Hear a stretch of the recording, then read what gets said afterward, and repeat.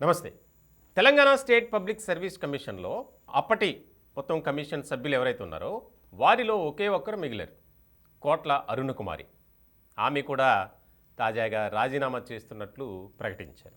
ముఖ్యంగా రాజీనామా పత్రాన్ని గవర్నర్కు పంపించారు. ఇట్లాంటి క్రమంలో ఒక ఆసక్తికరమైనటువంటి పరిణామం చోటు చేసుకుంది. ఆ రాజీనామా పత్రంతో పాటు ఒక లేఖను కూడా పంపారు. ఇప్పుడు దాని మీదే ఆసక్తికరమైనటువంటి చర్చ జరుగుతుంది. ముఖ్యంగా ఇప్పటి వరకు చైర్మన్తో సహా చాలామంది రాజీనామా చేశారు. ఫస్ట్లో గవర్నర్ ఆమోదించలా. వరుసగా ఈ రకమైనటువంటి అవినీతి అక్రమాలు ఒక్కొక్కటిగా బయటపడుతున్నాయి. ఇలాంటి సందర్భంలో ప్రభుత్వం మారింది. మరి ప్రభుత్వం మారిన తర్వాత వీరికి ఇంకా గడువు ఉంది, సమయం ఉంది. అయినా కూడా రాజీనామాలు ఎందుకు చేస్తున్నారు అంటే గతంలో జరిగినటువంటి అవినీతి అక్రమాలకు సంబంధించి వీరికి కూడా ప్రమేయం ఉంది. ఎక్కడ బయటపడతాం, ఎక్కడ అరెస్ట్ అవుతాం, ఎక్కడ విచారణ, ఇవన్నీ భయం వేసే వాళ్ళు రాజీనామాలు చేస్తున్నారని ఒక చర్చ అయితే జరుగుతుంది ఇప్పటికి కూడా. ఇలాంటి క్రమంలో కోట్ల అరుణ కుమారి ఆవిడ కూడా రాజీనామా పత్రాన్ని పంపించారు. చాలా కీలకమైనటువంటి అంశంగా దీని మీద చర్చించుకుంటున్నారు ప్రజలు.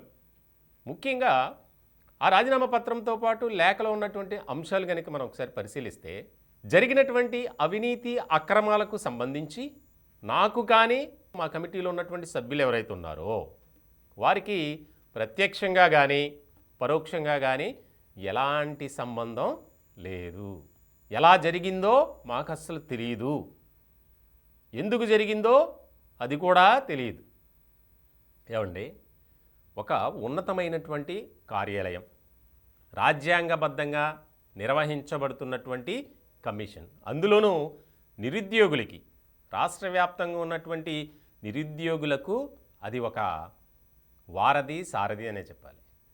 మరి అటువంటి ఆఫీసులో ఇలాంటి అక్రమాలు, పేపర్ లీకేజ్, ఫలితాల్లో అక్రమాలు, అవినీతి, నిర్వహించినటువంటి పరీక్ష తాలూకు హైకోర్టులో సుప్రీంకోర్టులో పెండింగ్, నిర్వహించినటువంటి పరీక్షలకు సంబంధించి రిజల్ట్ ఇవ్వరు, ఇలాంటివేమీ వాళ్ళకి తెలియదట.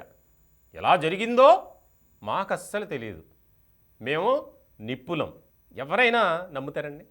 తెలంగాణ స్టేట్ పబ్లిక్ సర్వీస్ కమిషన్లో కోట్లాది రూపాయల అక్రమాలు జరిగాయి. అంటే ముఖ్యంగా పేపర్ లీకేజ్ మనం చూసాం. దాదాపు 100 మంది జైలుకి వెళ్ళినటువంటి పరిస్థితి. లక్షలాది రూపాయలకి పేపర్లు అమ్ముకున్నారు, ఏఈ పేపర్. అలాగే గ్రూప్ 1లో అవకతవకలు, నిర్వహించిన పరీక్షలన్నింటిలో అవకతవకలే. మరి ఇలాంటప్పుడు ఏం జరుగుతుందో చూసుకోవాల్సినటువంటి బాధ్యత వీళ్ళకు ఉందగా. వీళ్ళు ఎలా చెప్తారు మాకు సంబంధం లేదని? ప్రత్యక్షంగా కానీ పరోక్షంగా కానీ మాకు ఎలాంటి సంబంధం లేదు అంటే భవిష్యత్ కాలంలో ఖచ్చితంగా అప్పటి కమిషన్లో ఉన్నటువంటి చైర్మన్తో సహా సభ్యులందరినీ విచారించాలి. దానికి సంబంధించి ఒక సిట్, స్పెషల్ ఇన్వెస్టిగేషన్ టీం, దాన్ని కూడా ఏర్పాటు చేసే ఆలోచనలో సీఎం రేవంత్ రెడ్డి గారు ఉన్నారు.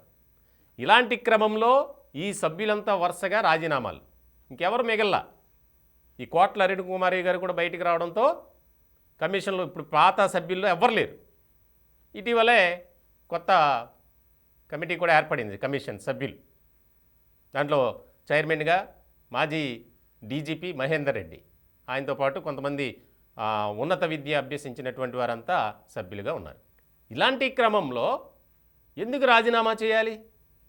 తప్పు చేయకపోతే మళ్ళీ దానికి రాజీనామా పత్రానికి ఒక లేఖ అటాచ్ చేయటం, ఇదంతా చాలా కీలకంగా మారినటువంటి అంశంగా చూడాలి. అంటే వీళ్ళు భయపడి రాజీనామాలు చేస్తున్నారు. ఖచ్చితంగా వీరి హస్తం ఉంది, వీరి ప్రమేయం ఉంది. ఇప్పటికే కొంతమందిని విచారించినటువంటి క్రమంలో అప్పటి సభ్యుల పేర్లు కూడా చెప్పారు. ఆ నేపథ్యంలోనే భయపడి రాజీనామాలు చేస్తున్నారు, రాజీనామా చేస్తే ఎక్కడికి వెళ్ళినా ఎవరు అడిగే వాళ్ళు ఉండరు కదా అని. కానీ రేవంత్ రెడ్డి గారు ఒకటే మాట చెప్పారు, ఎట్టి పరిస్థితుల్లో ఎవరిని కూడా ఉపేక్షించేది లేదు, సహించేది లేదు.